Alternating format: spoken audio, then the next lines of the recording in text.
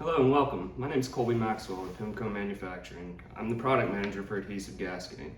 Today I wanted to share some tips and tricks, best practices for installing adhesive gasketing. First off, we should talk about the environment that you're in. A lot of construction sites are very dirty or dusty. You want to take great care to not let the gasketing itself fall on the floor or be contaminated by any dust.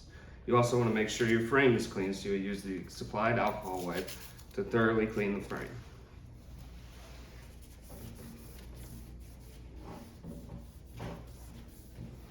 If you're applying adhesive gasketing to a painted frame, please make sure to allow 5 to 7 days for that paint to dry and fully cure before you attempt to install any gasketing.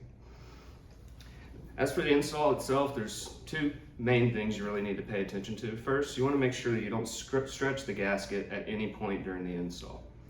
As the silicone stretches, it'll try to return back to its normal shape, and that force of coming back to its normal shape can actually peel the gasketing from the frame.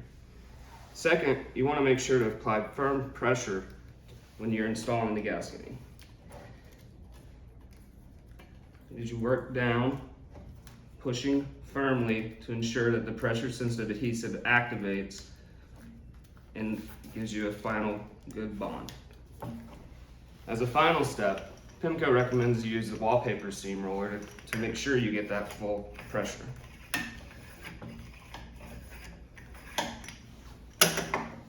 Thank you for watching. For more information, you can visit us at pemko.com.